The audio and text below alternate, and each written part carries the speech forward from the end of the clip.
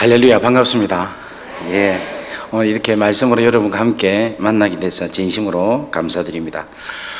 제가 집회를 외부 집회를 한 수백 차례 한 것 같아요. 숫자가 세를 수 없을 만큼 아주 많은 집회를 했는데 1906년 2월 5일 무슨 날인지 여러분 아십니까 혹시? 예, 이렇게 110년이 넘었습니다. 그죠? 110년이 넘은 교회의 설교는 제가 처음인 것 같아요. 예, 이렇게 아주 뿌리 있는 그런 교회에서 이렇게 말씀을 전할 수 있다는 게 정말 감사하게 생각하고 영광스럽게 생각합니다.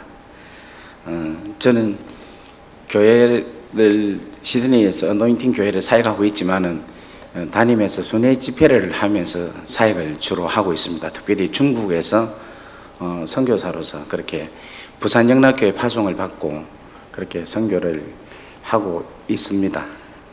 있는데 우리 오늘 그 전도대 헌신 예배에 이렇게 불러주셔가지고 함께 이렇게 말씀을 나누게 되어서 진심으로 감사하게 생각하고 짧은 시간이지만 함께 하나님 은혜를 그렇게 나누는 귀한 시간 되기를 바랍니다.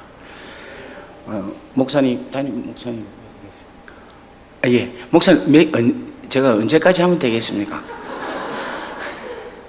그냥 하는 대로 하면 됩니까? 왜냐하면 제가 중국에서 사역을 하다 보니까 설교를 그냥 이렇게 조금 하면 한 두세 시간, 한 3시간 정도 하고 나면 이제 그만하자 하면 우리 중국 사람들이 하는 이야기가 더 하자는 거예요. 알았다 이러면 좀 더 합니다. 또 한 3시간 더 해요. 이제 그만하자 이러면 또 더 해달라 해요. 그러니까 아침 8시부터 저녁 9시, 10시까지 하는 거예요. 그 다음날 일어나서 또 3시간을 또 했어요. 더 해달라는 거예요. 이제 그만하면 좋겠는데 더 해달라는 거예요.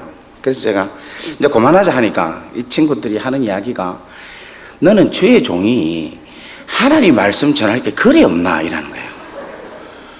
그래가지고 그때부터 설교를 하기 시작했는데 설교를 그냥 이렇게 보고 분위기 보고 조금 잠이 오고 막 주무시고 조부고 막 이렇게 싫어하고 막 하품하고 이러면 그만두는지 그렇지 않는 이상에는 계속 잡고 있습니다. 그리고 제가 이왕 왔으니까 또 언제 오겠습니까? 그래서 하여튼 엑기스를 같이 나눌 수 있기를 바랍니다. 한번 따라하겠습니다. 제가 늘 먹는 약이 있는데 믿음의 알약이에요. 그래서 제가 오늘 여러분들에게 전달하도록 하겠습니다. 이거 한번 드시면은 앞으로 영원토록 주님 앞에 갈 때까지 여러분 아마 영과 육과 혼이 건강할 줄 믿습니다. 저는 이 교회는 아멘 안 할 줄 알았는데 네. 믿음의 알약을 드리도록 하겠습니다. 그 믿음의 알약 소개하기 전에 먼저 감사한 것은 뭐냐면 오늘 기도를 권사님이 하셨죠. 저는 살다가 저렇게 복음적인 기도를 한 건 제가 듣는 건 너무 처음입니다. 오늘 제 설교가 거의 다 담겨 있는 것 같아요. 너무 감사하고 우리 전도대 찬양 너무 귀했고 특별히 성가대는 저는 시드니 촌에서 왔는데 이렇게 귀한 찬양 듣는 거 특히 오예배 때 이런 찬양 듣기는 참 쉽지가 않는데 너무 귀합니다. 우리 한 박수로 하나님께 영광을 올리겠습니다. 네. 믿음의 알약 한번 따라합시다. 하나님 나를 사랑하시지요. 이왕이면 손 한번 올리십시오. 다시 한번 하나님 나를 사랑하시지요. 내 없이는 못 살겠죠. 이 세상에 그 누구보다도 제가 가장 소중하죠. 예, 이렇게 이야기하니까 어떤 분이 저보고 하는 이야기가 목사님 그 틀린 말이에요. 목사님만 사랑합니까? 다 사랑하지. 근데 제가 아빠가 돼 보니까 제가 우리 아들이 있고 딸이 있어요. 그러면 제가 어떨 때는 어떤 마음이 드는가 하면 제 아들한테 가시고 자고 있는 애를 탁 이렇게 해가지고 지금 대학교 2학년입니다. 3학년입니다. 애를 붙잡고 얼굴을 보면서 새끼야 내가 네 얼마나 사랑하는 줄 알지? 나는 새끼 니밖에 없어. 알지? 아들 너무 사랑한다. 근데 아들 니밖에 없어 이러면서 막 제가 막 감동을 주쁩니다. 그럼 우리 아는 막 어리 갖고 막 감동 확 먹어버려. 그 다음에 제 딸 방에 들어갑니다. 아가 사랑해. 나 우리 딸이 세상에서 최고로 좋아.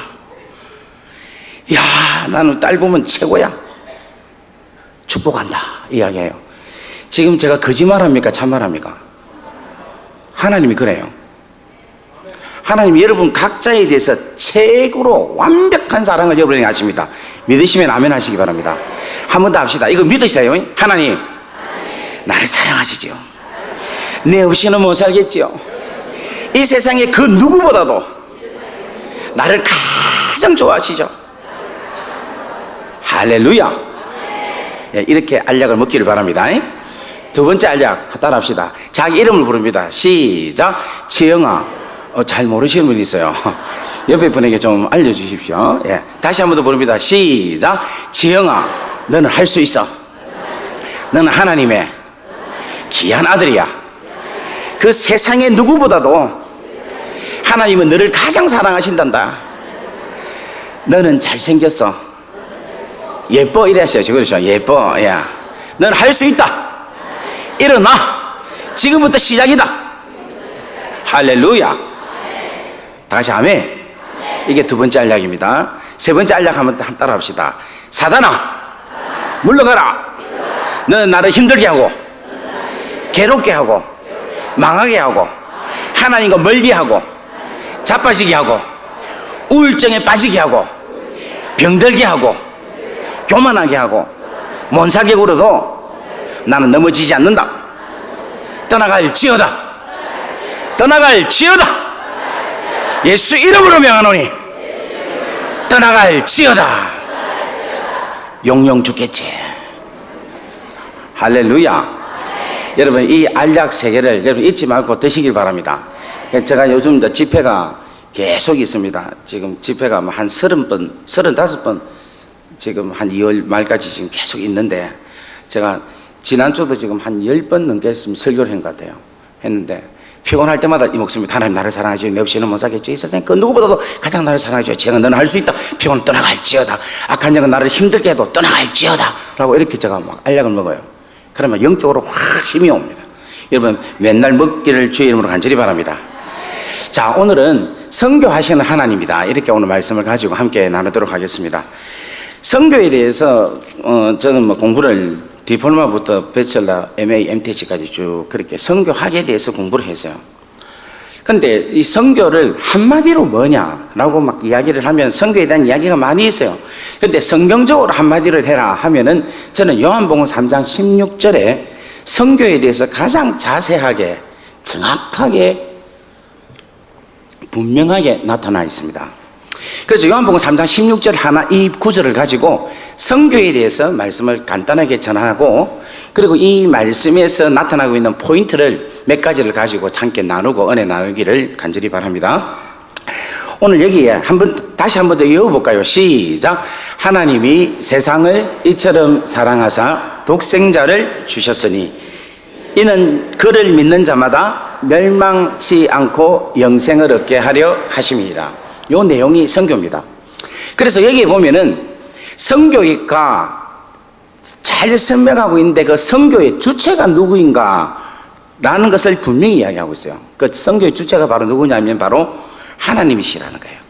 누구라고요? 하나님. 하나님이 선교를 하시기를 원하신다는 겁니다. 근데 이제 그 전에 제가 생각하는 선교는 이겁니다. 선교는 하나님 나라를 전파하여 하나님 나라가 이 땅에 임하게 하는 것이 선교다. 그렇게 저는 설명을 하고 있습니다. 근데 요즘 하나님께서 저에게 깨닫게 하시는 것 중에 한 개는 뭐냐면 여러분 이 성경책이죠.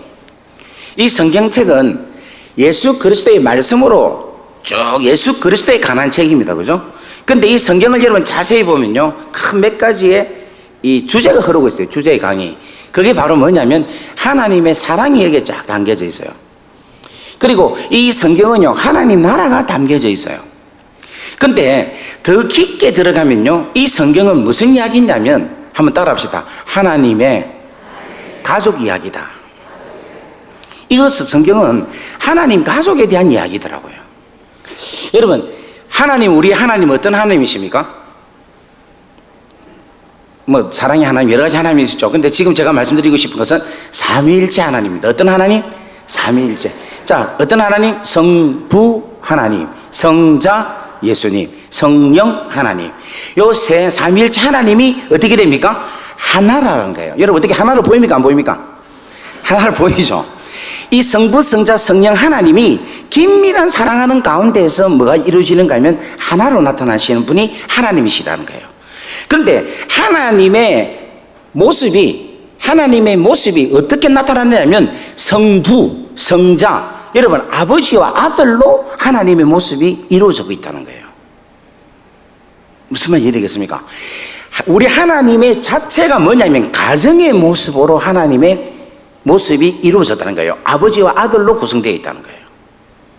다 같이 아멘. 그래서 여러분 우리가 알기로는 하나님께서 천지를 며칠 만에 창조했습니까? 6일 동안 창조하셨죠. 그리고 그 위에는 안식하셨죠. 그런데 그 이후에 하나님이 또 하나 창조한 게 있어요. 그게 바로 뭐냐면은 가정을 창조했어요. 남자와 여자를 하나 되게 하시는 일을 했다는 거예요. 자, 남자와 여자 완전히 다르죠. 근데 둘이 뭐가 됩니까? 하나가 된다는 거예요. 여러분, 둘이 어떻게 하나가 됩니까? 될 수 있습니까? 없어요. 우리가 인간적으로 생각할 때는. 그런데 둘이 하나가 된다는 이 말은 무슨 말인가 하면 어디서 나왔느냐 하면 하나님의 속성에서 나왔다는 거예요. 하나님은 어떤 분이시에요? 삼이 하나라는 거예요. 삼위일체라는 거예요. 세계가 한 개라는 겁니다. 여기에서 나온 것이 뭐냐면 부부라는 거예요. 다 같이 아멘 합시다. 오늘도 여러분 부부가 하나이기를 주의 이름으로 간절히 바랍니다. 다 같이 아멘. 그래서 여러분 하나님의 나라의 핵심 중에 핵심이 뭐냐면 하나님이 가정을 만드시고 그 가정으로 인하여서 뭐를 만드셨는가 하면 하나님의 나라가 이루어졌다는 것입니다. 여러분 믿습니까? 아멘. 그런데 마귀는 이 하나님의 핵심적인 이 가정을 파괴함으로 통하여서 무엇을 없애느냐 하면은 하나님 나라를 파괴했다는 거예요. 그렇기 때문에 하나님 안에 있는 하나님의 자녀가 범죄함으로 통하여서 마귀의 자녀로 되었다는 거예요. 그래서 우리 하나님이 다시금 당신의 자녀로 회복하게 하나님께서 누구를 보내시는가 하면 그 아들을 우리에게 보내주셨다는 것이에요. 다 같이 아멘. 그래서 이 땅에 있는 모든 사람들은 한번 따라 합시다. 하나님의 자녀가 될 사람이다.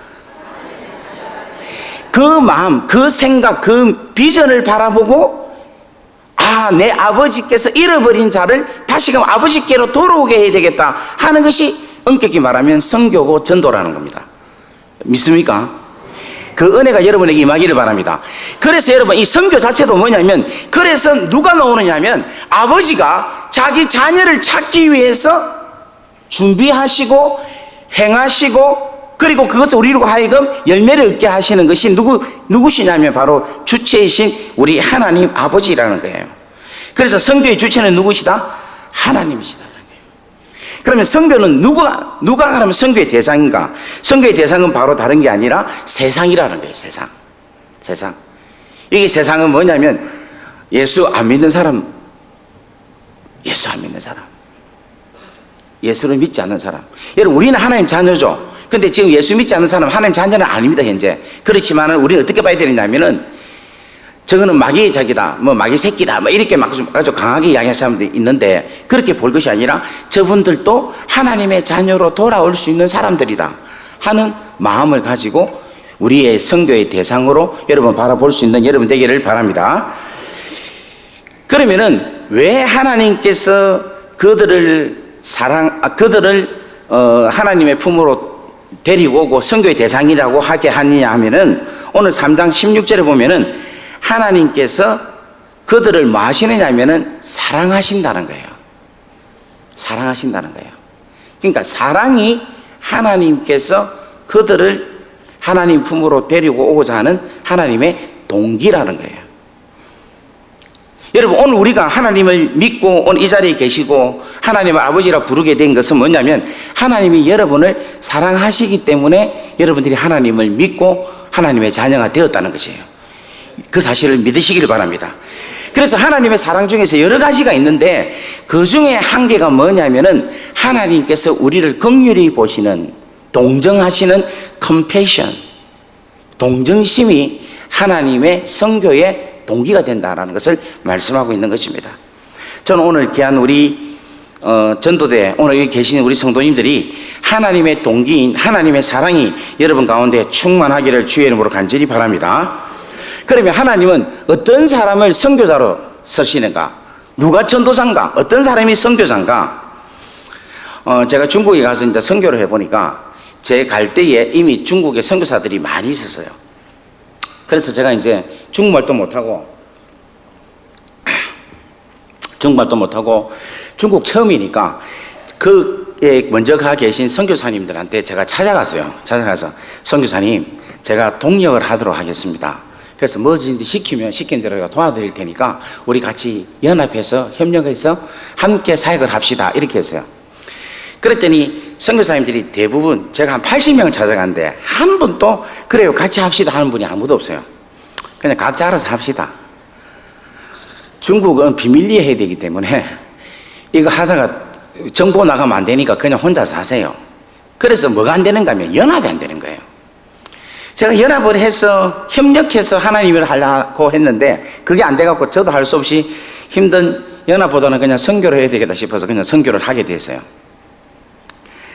그런데 거기에서 제가 뭘 깨달았는가 하면은 하나님의 나라를 위해서 일하시는 분들 중에는 두 종류의 선교사가 있더라고.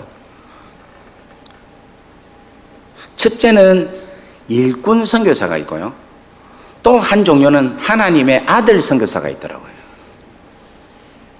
그 일꾼 선교사는 뭐냐면은 자기 책임만 딱 지고 자기가 하는 일만 딱 하는 거예요. 그런데 아들 선교사는 모든 게 하나님 내 아버지 거니까 네 거도 내 거도 다 누구 겁니까? 내 건 거예요. 다 같이 아멘. 그러니까 다른 선교사님이 일을 해도 그 선교사님이 그 사람 일이 아니라 누구 일이기 때문에 내 아버지 일이기 때문에 내가 하는 거예요. 다 같이 아멘 합시다. 그러니까 저는 그게 막 보이더라고요. 그런데 일꾼 선교사는 뭐냐면 지원비, 사례비, 생활비가 있으면 하더라고. 그러고 돈 없으면 안 하더라고요. 그러고 끝까지 안 하고 그냥 형편이 어려우면 그냥 그만두고 그냥 다른 데로 가보더라고. 그런데 아들 선교사는 돈이 있으나 없으면 빚내서라도 하는 거예요. 딴 데서 일해가지고도 하는 거라. 그리고 끝까지 그 일을 놓지를 않고 끝까지 아버지 주시는 마음껏 계속해서 아버지 마음이 있다면 그것을 붙잡고 계속해서 선교사님들이 일을 하더라고. 근데 참 재밌는 것은 뭐냐면요, 일꾼 선교사님은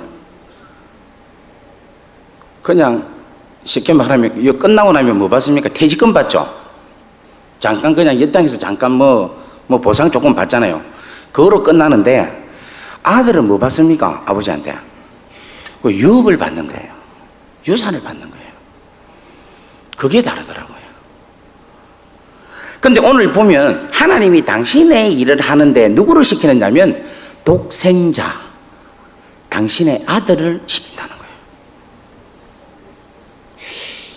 작년 7월인지 8월인지 제가 여기에 와서요, 이 울산 제일교회에, 목사님 그때 8월입니까 7월입니까? 기억이 제가 잘 안, 하도 많이 쫓아다녀가지고 좌우지간 그때 여름에 왔어요. 왔는데 그때 울산 제일교회가 너무너무 멋지고 너무너무 훌륭한 일을 하셨어요. 이 교회를 오픈했어요. 그래서 울산 지역에 있는 청년들이 와서 함께 하나님께 돌아오는 시간을 가지게 되었어요. 그때 이거 다 치우고 제가 여기서 마지막 날 저녁에 제가 설교를 했습니다. 혹시 저 기억나시는지 모르겠네. 관심도 없죠, 그죠? 그런데 당에 우리 장로님과 목사님 정말 마음이 열리셔가지고 울산 지역을 품는다 하는 마음으로 교회를 개방하고 그 청년들을 섬기는 이 모습이 뭐냐면 하나님 아들의 귀한 모습이라는 거예요. 올해도 그렇게 되기를 주의 이름으로 간절히 바랍니다. 이 교회가 그런 교회예요. 하나님은 아까 제가 이야기했죠. 성경은 누구 이야기다? 가족 이야기죠. 우리 집 가족 이야기를 다른 사람한테 맡겨서 우리 집에서 우리 집안 문제가 일어나면 집안 사람이 그 문제를 해결하지 다른 사람 세 가지고 해결을 잘 안 하죠. 어쩔 수 없이 변호사나 뭐 이랬으지 보통 집안 일은 누가 가장 귀하게 여기면 잘합니까? 집안 사람이 잘하죠. 그러니까 하나님도 뭐냐면 당신의 일을 당신의 자녀에게 시킨다는 거예요. 오늘 우리 전도대에 계신 여러분들은 하나님의 자녀가 된 줄 믿습니다. 다시 아멘. 그래서 내 아버지 잃어버린 내 아버지, 내 형제들을 여러분 찾는 마음으로 가서 찾아서 데려오는 여러분 되기를 주의 이름으로 간절히 바랍니다. 아멘. 그러면 선교의 목적은 뭐냐? 선교의 목적은 뭐냐면 그를 믿는 자마다 뭐하지 않고 멸망치 않고 영생을 얻는다는 거예요. 뭐하지 않고 멸망치 않고 영생을 얻는다는 거예요. 가장 귀하고 소중한 하나님의 자녀가 되는 것이에요.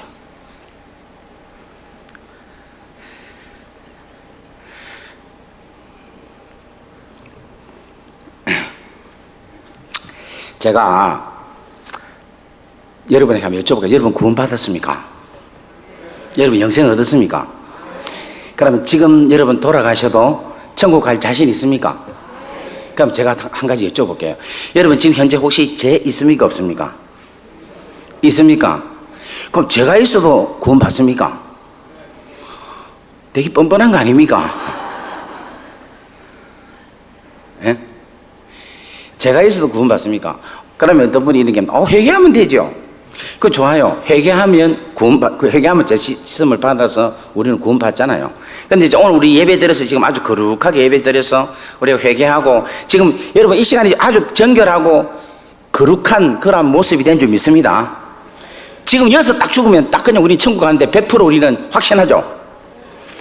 근데 나가는데 주차 문제에서 갑자기 막 누가 막 이렇게 하고 막 해가지고 사고가 났다. 갑자기 막 미안하다 소리 나고 거기서 싸움이 일어났다. 화가 나죠. 범죄하죠. 미워하게 되죠. 그런데 가다가 갑자기 사고가 나가지고 더 큰 사고가 나가지고 죽었다. 회개할 시간도 없이 죽었다. 그럼 그 사람 천국 갑니까? 지옥 갑니까? 회개도 안 했는데. 예? 제가 가는 곳마다 이 구원에 대한 이야기를 많이 하니까 이 죄가 있고 없고가 구원을 받았다 안 받았다로 사람들이 다들 생각을 하고 있더라고요. 예수님이 내 죄로 십자가에 달려 돌아가셨습니다. 그래서 그 죄로 인하여서 그 죽으심으로 인해서 내가 용서함을 받아서 나는 하나님의 자녀가 되었습니다. 요까지 주로 알고 그래서 내가 구원을 받았습니다라고 확신하고 있어요. 그런데 청년들이나 또 일반 어르신들 또 우리 성도님들이 저희 가끔 와서 질문할 때에 그러면 구원받은 우리가 죄를 지었을 경우에는 그때는 구원의 확신이 별로 없습니다. 내가 어떻게 구원받았나? 내 자신을 바라볼 때는 구원받았다라고 생각이 잘 안 들 때가 있습니다. 그런 표현을 많이 하더라고. 그래서 오늘 여러분 여기 계신 여러분들은 오늘 구원의 확신을 갖는 역사가 일어나기를 바랍니다. 제가 오늘 간단하게 설명을 딱 할 테니까 여러분 하나님 나라 갈 때까지 확신 가운데서 걸어갈 수 있는 여러분 되기를 바랍니다. 다 같이 아멘. 제가 청소년 사역을 하다가 2006년도에 감옥을 갔어요. 호주에서. 왜 가세요? 그거는 여러분 다음에 한번 기회가 되면 한번 하고 그거 이야기하면 시간이 없어서 안 됩니다. 그래서 일단 감옥을 갔어요. 감옥을 갔는데 우리 한번 나눠봅시다. 어디가 감옥이 좋을지. 아무래도 보니까 성가대 쪽이 아마 감옥이 조금 예, 성가대 이쪽에 있습니다. 감옥이 있는 사람들입니다. 우리 목사님 혹시 마이크 이거 무슨 마이크 가능하실까요? 그를 믿는 자는 심판을 받지 아니하는 것이요 믿지 아니하는 자는 하나님의 독생자의 이름을 믿지 아니함으로 벌써 심판을 받았느니라. 아멘. 할렐루야. 그 다음에 또 한번 읽어봅시다. 아주 중요한 말씀인데 제가 한번 여쭤볼게요. 여러분 예수 믿는 사람 죽었다가 다시 부활합니까 안 합니까? 확신이 없어요? 부활합니까 안 합니까? 부활하죠. 그러면 예수 안 믿는 사람은 부활합니까 안 합니까? 안 한다고 해요? 한다는 사람 손 들어보세요. 예수 안 믿는 사람도 부활한다. 예수 안 믿는 사람은 부활하지 않는다. 예, 제가 안 봤습니다. 아무도. 예수 안 믿는 사람도 부활해요. 예수 믿는 사람은 죽었다가 부활해가지고 영원한 생명으로 가는 거예요. 다 같이 아멘. 근데 예수 안 믿는 사람은 부활해가지고 어디 가느냐면 심판받으러 가는 거예요. 심판받고 나서 어디 갑니까? 둘째 사망 지옥에 가기 위해서. 다 같이 아멘. 아멘. 그게 어디 있느냐면 요한복음 5장에 있습니다. 한번 찾아봅시다. 요한복음 5장 29절 말씀 먼저 보겠어요. 성경에서 선한 일이라는 것은 뭘 이야기하고 있는가 하면 예수님을 믿는 것, 하나님께서 행하신 일들을 믿는 것을 가르쳐서 뭐라고 하면 선한 일이라고 합니다. 자, 5장 29절 말씀 시작. 선한 일을 행하는 자는 생명의 부활로, 악한 일을 행한 자는 심판의 부활로 나오리라. 아멘. 그러니까 생명의 부활과 심판의 부활로 나온다는 거예요. 그런데 아까 전에 제가 예수를 믿는 자는 심판에 이르지 않는다 했죠. 그 말씀이 어디 있는가 하면 요한복음 5장 24절에 있습니다. 다 같이 한번 큰 소리로 읽어봅시다. 시작.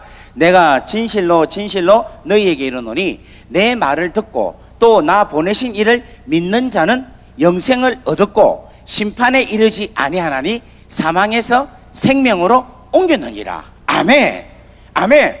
그러니까 여러분, 우리가 기뻐할 수 있는 이유는 뭐냐면, 우리가 구원받은 이유는 뭐냐면, 우리가 예수를 믿고 나서 확신할 수 있는 것은 뭔가 하면, 우리가 다시는 뭐를 받지 않는다? 심판을 받지 않는다. 누구의 심판을? 하나님 앞에서의 백보자 심판을 받지 않는다는 거예요. 이걸 좀 더 자세하게 설명하려면 계시록 20장, 21장을 풀어서 설명을 해야 되는데, 그거는 지금 시간 관계상 제가 생략하고 여러분 이 사실을 믿기를 바랍니다. 다 같이 아멘. 아멘. 그래서 여러분, 우리 감사해야 되는 거라. 왜냐하면 우리는 이제 죽고 나도 절대로 어디 안 서느냐면 심판대에 서지 않는다는 거예요. 혹시 우리 가운데 재판 받으신 분 손 들어 보십시오. 그러니까 손 막 들고, 제가 어떤 때는 감옥 같은 데서 손 들고 보니까 손을 막 들고 이러더라고. 그러면서 손 들고 놀래갖고 뭐 이래갖고 이러는데, 들지 마시고. 근데 여러분, 재판 받아본 사람은 알 겁니다. 얼마나 두려운지 몰라. 제가 요즘 한국 오니까 너무 놀라운 게 뭔가 하면 전부 텔레비에 재판이 돼 보니까.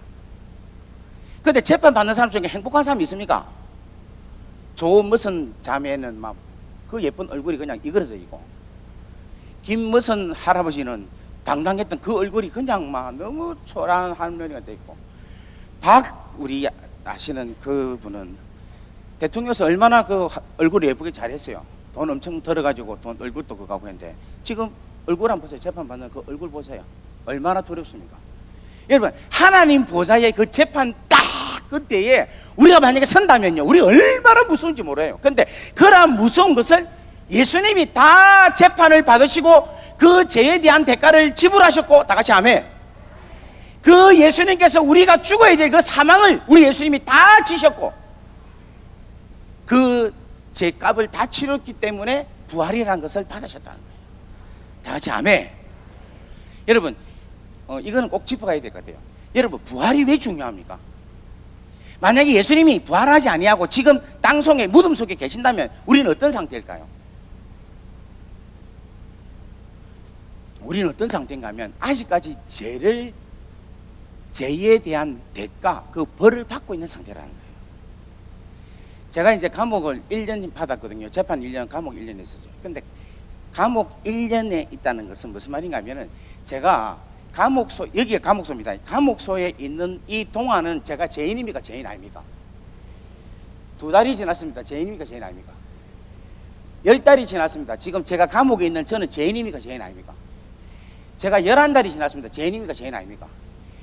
11개월, 그러니까 1년 365일이니까 제가 360일을 지났습니다. 죄인입니까? 죄인 아닙니까? 364일, 365일 죄인이죠. 그리고 366일째부터는 저는 뭐냐면 내 죄가 다 없어진 거예요. 그런데 제가 이제 이렇게 합니다. 교관님, 나 지금 1년 있어 보니 너무 감옥이 내 체질입니다. 나 아마 여기 있을랍니다 라고 있고 싶어서 있을 수 있습니까? 없습니까? 없는 거예요. 죄가 없으니까 그 감옥에서 나가야 되는 거예요. 다 같이 아멘. 예수님이 우리 모든 죄를 다 담당하셨죠. 다 같이 아멘. 담당하셔서 주님이 죽으신 것은 죄가 있기 때문에 죽었습니까? 죄가 없기 때문에 죽었습니까? 에이, 그게 아니지. 다시 한번 이야기할게요. 주님이 죽으신 것은 죄가 있기 때문입니까? 죄가 없기 때문에 죽었습니까? 죄가 있기 때문이에요. 주님은 죄가 없는 분인데 세상 죄를 담당했기 때문에 주님은 죄인이 된 거예요. 다시 아멘 합시다. 여러분의 모든 죄를 주님이 다 지셨다는 거예요. 그래서 주님은 뭐가 됐는가 하면 제1이 된 거예요. 제1이. 죄가 없었는데 우리의 죄가를 짊어지셨다는 거예요. 그래서 주님이 죽은 것은 주님 죄 때문에 죽은 게 아니라 누구 죄 때문에 죽은 겁니까? 우리 죄 때문에 죽은 거예요. 다시 아멘. 그러면 죽음이라는 자체는 무슨 말인가 하면은 죄의 대가를, 처형에 대한 대가를 받고 있다는 거예요. 그러면 주님이 십자가에 달려 돌아가시고 첫째 날 죽음, 첫째 날 있었죠. 그러면 주님은 죄값을 갖고 있는 상태입니까? 안 갖고 있는 상태입니까? 갖고 있는 상태예요. 둘째 날도 마찬가지로 죄값을 갖고 있는 상태라는 거예요. 다시 아멘. 그 죄가 그럼 우리가, 그 죄는 누구의 죄입니까? 우리의 죄죠. 그럼 우리의 죄가 용서받았다는 겁니까? 안 받았다는 겁니까? 안 받았다는 거예요. 근데 3일째 되니까 뭔가 하면 주님이 살아나셨죠. 살아났다는 말은 무슨 말인가 하면 우리의 죄가 다 용서함을 받았다라는 거예요. 다 같이 아멘. 무슨 말 이해가 됩니까? 그러니까 주님의 부활은 뭐냐면 우리가 가지고 있던 이 죄에 대한 형을 다 주님이 지불하셨고 깨끗하게 하나님으로부터 용서받았다 하는 증거가 바로 부활이라는 거예요. 그래서 여러분, 우리는 죄가 있습니까? 없습니까? 왜 없습니까? 아멘. 장로님 할렐루야. 이것도 이해가 안 되면 제가 예를 하나 더 드릴게요.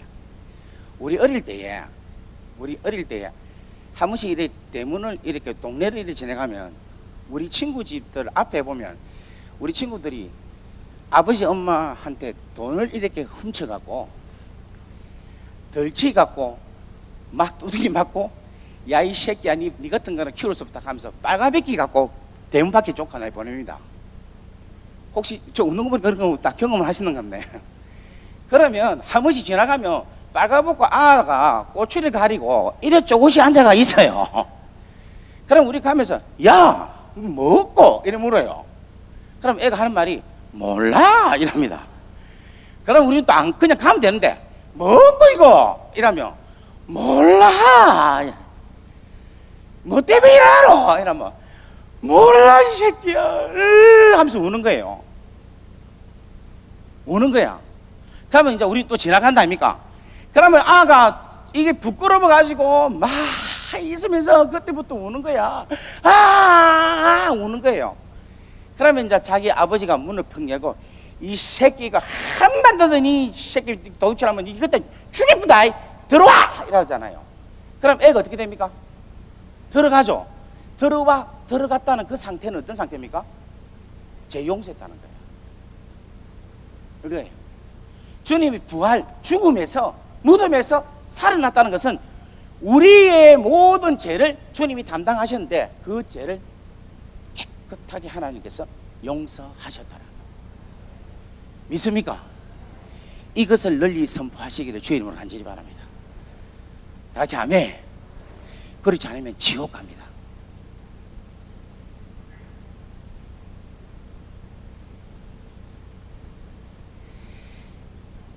그래서 구원의 이 선교의 가장 중요한 것은 뭐냐면 영생을 얻게 하려 하심이라는 거예요. 그럼 어떻게 그러면 구원을 어떻게 선교를 하느냐? 선교하는 방법이 바로 뭐냐면 독생자께서 하신 선교의 방법을 보면 아는 거예요. 예수님이 어떻게 선교하셨습니까? 자기가 죽으셨다는 거예요. 오늘 전도대는 오늘 앞에 놓으셔서 찬양을 드렸잖아요. 그리고 오늘 떠나실 때에 어떤 각오를 하시되는가 하면 내가 죽어야 옆에 사람을 살릴 수 있다. 영생은요, 하나님의 생명은요, 우리의 헌신과 희생으로 통해야지만이 전도를 할 수 있어요. 1880년도 영국에 버클리 선교사라는 분이 가셨어요. 제가 이제 중국에 가서 만난 분인데, 중국에는 가정교회가 있고 삼자교회가 있고 그리고 이름 없는 단체가 있어요. 근데 이분들은 어떤 분들인가 하면 1800년대에 영국 선교사들이 와가지고 복음을 전해서 제일 처음으로 예수를 믿고 목사님이 된 자들의 자녀들의 모임이 있어요. 여러분 사천성에 옛날에 지진 났을 때에 제일 먼저 들어가서 구호품을 나눠주면서 하나님의 사랑을 전달한 팀이 바로 이 팀입니다. 그런데 그 중에 대표를 제가 만났어요. 근데 그분이 너무너무 멋진 이야기를 제가 한테 하는데 그 이야기를 오늘 제가 여러분이 잠깐 들려드리겠습니다. 1800년도에 영국 선교사 버클리라는 분이 계셨어요. 이 버클리 선교사가 중국에서 54개 민족 중에서 제일로 터프한 민족이 어디냐면 귀주성에 있는 묘족입니다. 이 사람들은 산간지대에 살아요. 그래서 여러분 그 티벳을 공격할 때 중국 사람들이 공격할 때에 묘족을 앞장세워서 싸움을 제일 잘하는 묘족을 앞장세워서 그 티벳을 점령했다는 이야기도 있습니다. 그러니까 사람들이 너무 거친 거예요. 근데 거기에 복음을 전하는데 20년 사역을 위해서 갔는데 10년 만에 도저히 자기 와이프하고 아이는 두기가 너무 겁이 나서 먼저 보냈어요. 본국을 보내고 혼자서 계속해서 사역을 했어요. 두드리 맞고 어떨 때는 막 그냥 칼부림을 당하기도 하고 어떨 때는 막 모욕을 받고 너무너무 힘들게 살았어요. 근데 이제 20년 다 되는 그 시점에 이제 본국으로 돌아갈 때쯤에 그 기주성에 뭐가 탁 일어났는가 하면 묘족에 장티푸스가 나온 거예요. 그래서 이 선교사님이 이제 의사이면서 선생님이면서 그런 분이에요. 그래서 이제 이분이 본국에 연락을 했어요. 지금 장티푸스니까 백신을 좀 보내다오. 그래서 백신이 왔대. 와갖고 이제 백신을 막 줬어요. 줬는데 사람들이 다 걸려놓으니까 다 줬는데 마지막에 뭔가 백신 한 개가 남았는데 이 버클리 선교사도 걸리는 거예요. 그리고 아기가 하나가 걸리고 딱 둘이만 남은 거예요. 백신은 하나 남고. 장로님이시죠? 우리 장로님은 어떻게 하시겠습니까? 그때 주사는 하나고 나이 걸리고 그쪽에는 애가 있다. 오늘 기도하신 권사님 백신이 하나 있다. 권사님 걸리고 애가 하나 있다. 어떻게 하실랍니까? 저 같으면 나 솔직히 저거 먹고 이러면서 살짝 내한테 탁 놓고. 근데 이분은 뭘 했는가 하면 그 주사 바늘을 가지고 이렇게 이야기했대요. 걔한테. 얘야, 네가 내 대신 살아라. 내가 너 대신 죽을게. 그리고 네가 다시 살아나면 너도 다른 사람을 위해서 죽고 다른 사람을 위해서 살려라. 그렇게 했대요. 그러면서 하는 이야기가 내가 너 대신 죽을 수 있는 것은 어떤 누군가가 나를 위해서 죽었는데 어떤 누군가가 나를 위해서 죽고 나를 살렸는데 그분이 누구냐면 바로 예수님이다. 그래서 나도 너를 위해서 죽을게. 그래서 너가 다시 살아나라. 그렇게 해서 걔에게 주사를 놨고 이분은 순교를 하신 거예요. 근데 여러분 놀라운 일이 뭐냐면 이 이야기가 그 묘적 전체에 다 소문이 난 거예요. 그래서 그 묘적 전체가 다 예수님을 믿게 된 거예요. 7일 동안 장례를 하면서 울면서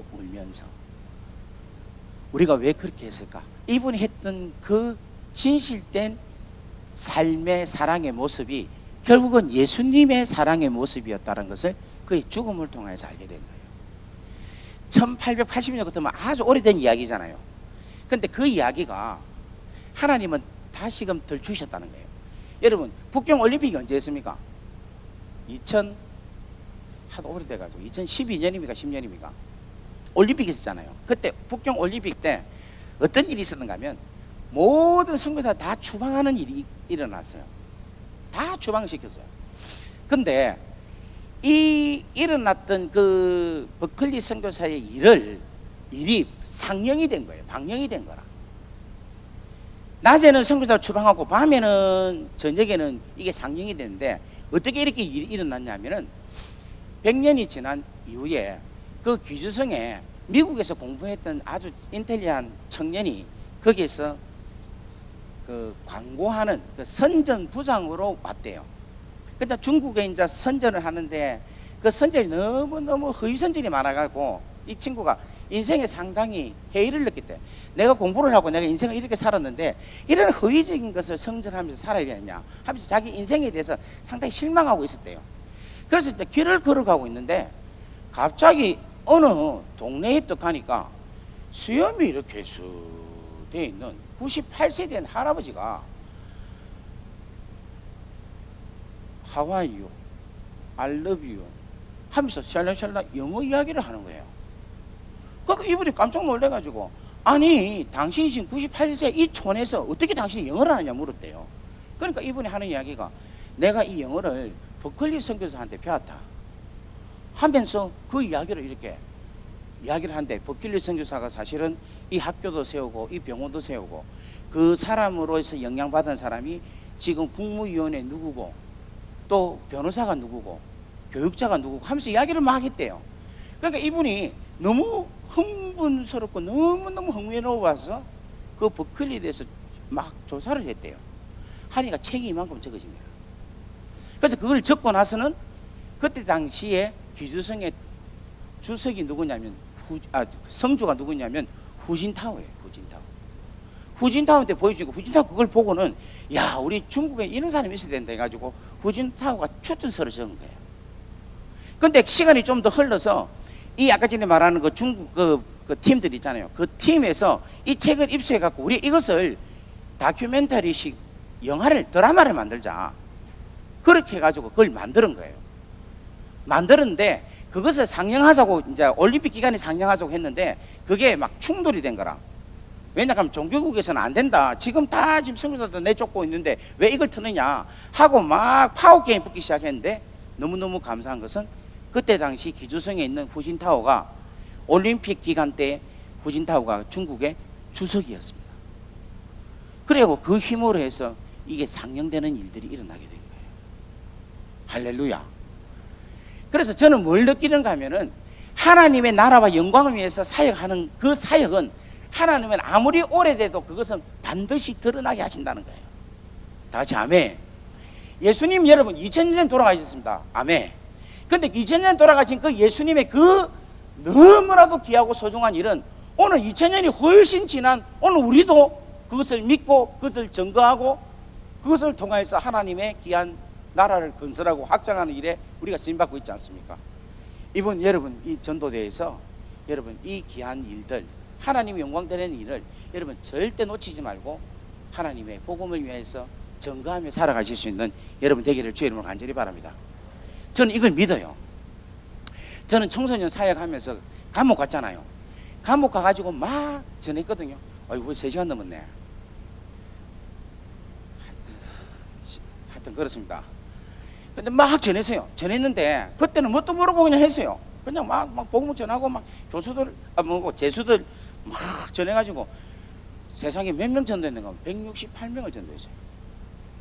그 중에 38명이 목사가 된다고 헌신하고 있어요.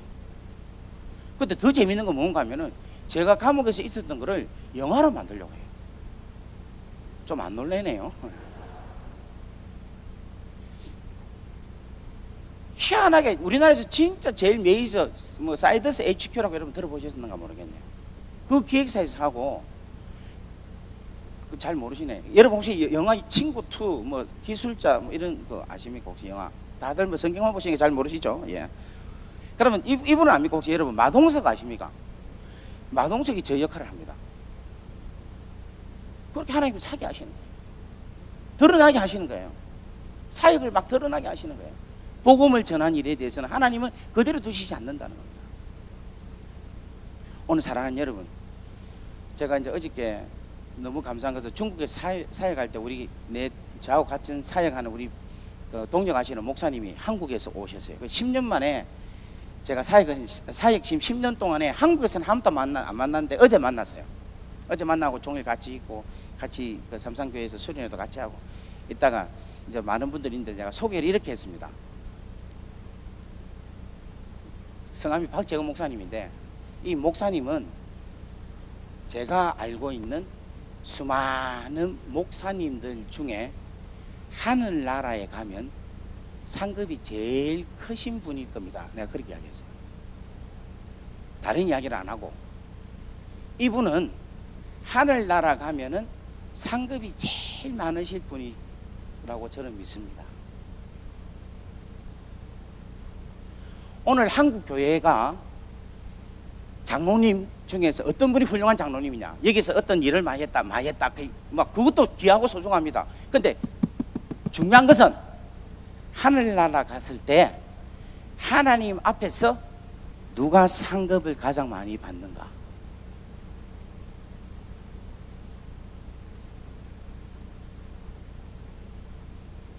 여러분의 삶이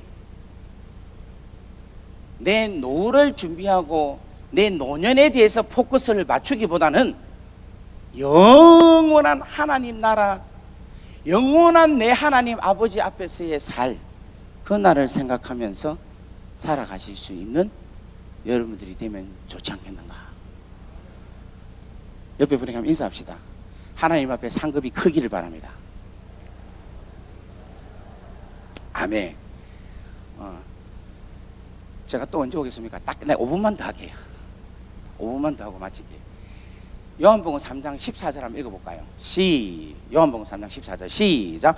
모세가 광야에서 뱀을 든 것 같이 인자도 들려야 하리니. 다시 한번 더 읽어봅시다. 13절 14절 시작.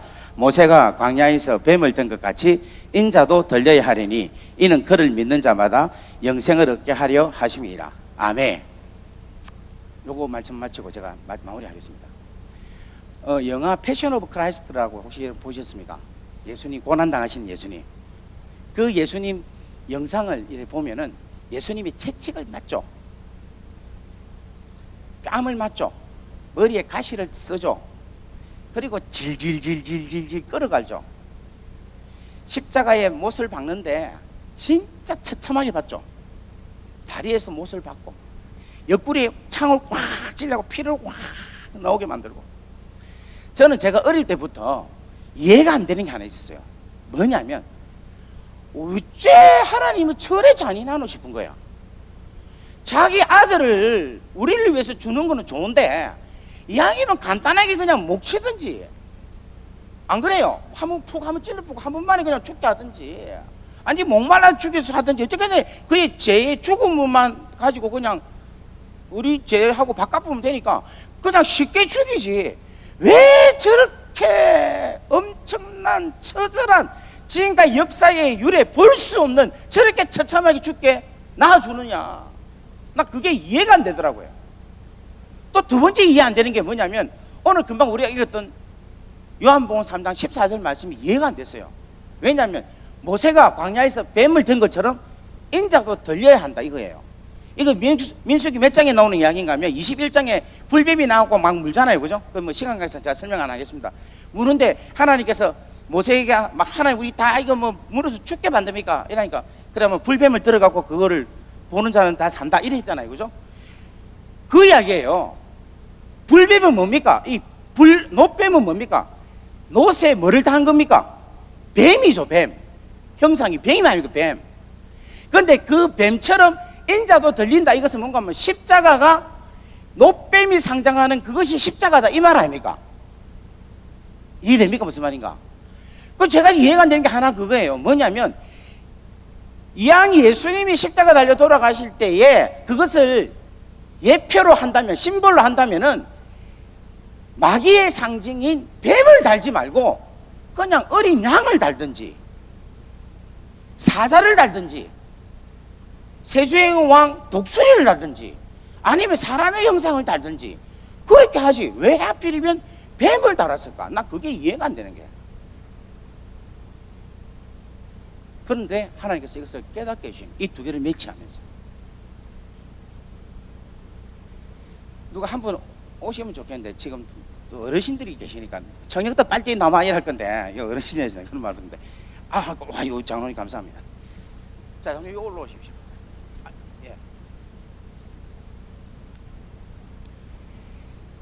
저는 노뱀입니다.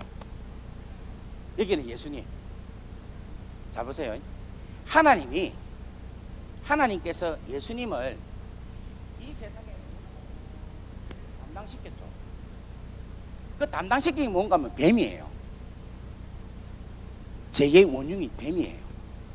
이것을 예수님께 담당시킨 거예요. 무슨 말 이해되겠습니까? 그러면 여러분 눈에 누가 보입니까? 뱀이 보이죠.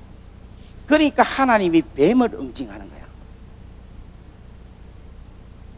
우리가 지었던 가슴으로 지은 죄를 하나님이 창으로서 우리의 죄를 응징하는 거예요. 우리가 머리로 지은 죄를 하나님이 가시 멸류관으로 우리의 죄값을 치르시는 거예요. 우리가 손으로 지은 죄를 못으로, 우리의 발로 지은 죄를 못으로 하나님이 처벌하라. 하나님은 사랑의 하나님이십니다. 믿습니까? 하나님이 당신의 아들을 응징한 게 아니라 당신 아들이 이 세상의 모든 죄를 담당한 죄를, 노뱀을 향하여서 하나님이 저주하시는 거예요. 이 사실을 우리 예수님은 하는 거예요. 그래서 주님은 겟세마네 동산에서 기도하실 때 땀방울이 핏방울이 되십니다. 저는 예전에는 십자가에서 막 고통당하는 예수님 볼 때에 내 죄가 저렇게 무겁구나, 내 죄가 저렇게 내가 잘못된 사람이구나, 이렇게 생각만 하고 하나님께 내가 기도하면서 울었습니다. 근데 요즘 어떻게 기도를 받겠느냐면, 하나님 너무 감사합니다. 너무 감사합니다. 그리고 주님 너무 고맙습니다.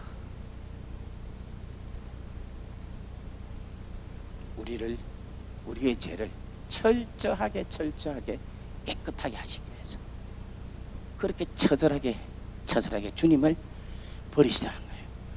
근데 하나님은 주님을 보신 게 아니라 마귀를 본 거예요. 자기 자녀를 죄짓게 한, 죄악게 한, 타락게 한 그 죄를 철저하게 하나님은 처벌함으로써 깨끗게 하신 거예요. 그래서 오늘 우리가 깨끗하게 나음을 입었습니다. 정결케 되었습니다. 이렇게 행하신 하나님께 박수로 영광 올리겠습니다. 감사합니다.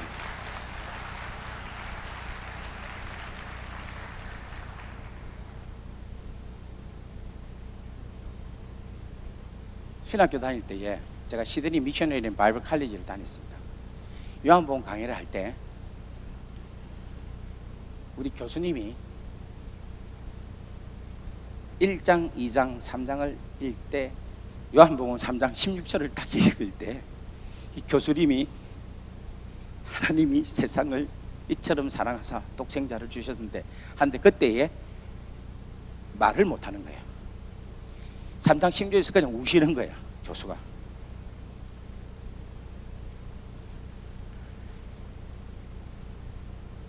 거기 있는 우리 모든 학생들이 다 그냥 울었습니다. For God so loved the world. 한마디에 더 이상 우리는 진행을 할 수가 없었어요. 요한복음 3장 16절 이 한 구절을 가지고 그 교수님이 하나님이 우리를 너무 사랑하셨다라는 이 한 말씀에 그 진실된 고백이 저는 지금도 내 마음속에 있습니다. 오늘 사랑하는 여러분, 우리가 계속 어릴 때부터 외워왔던 요한복음 3장 16절 이 귀하고 소중한 말씀을 여러분 꼭 가지시고, 우리만 이 축복 누리지 마시고 믿지 않는 자들을 불쌍히 보시고 만문을 여시고 그들을 하나님께 돌아오는 은혜와 은총이 있기를 주의 이름으로 간절히 바랍니다.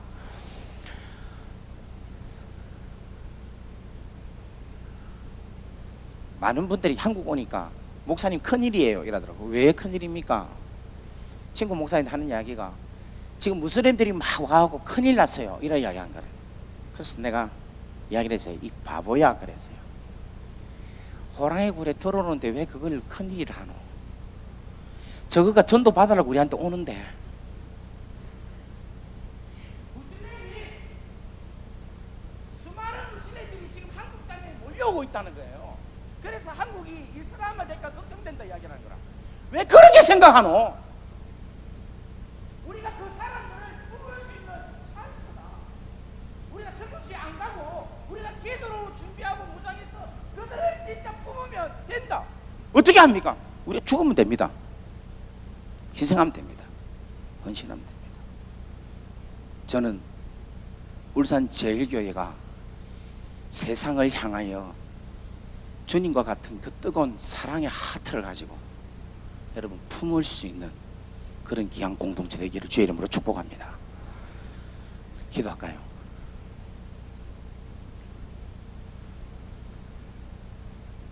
오늘 주신 말씀을 한번 생각하시면서 하나님께서 오늘 나에게, 우리에게 어떤 음성을 들려주는지 한번 여러분 생각해 보십시오. 그리고 오늘 나에게 어떤 결단을 원하시는지. 내 주위에 전도 안 된 자 있으면 여러분 주님처럼 한번 죽어보십시오. 정말 그 영혼을 하나님께서 그를 정말 미치도록 잃어버린 내 자녀 돌아오게 하기 위한 그 수많은 과정을 통해 주신 은혜를 여러분 점검해 보십시오. 돌아올 것입니다. 이 시간 한번 우리 간절하게 기도하도록 하겠습니다. 기도합니다.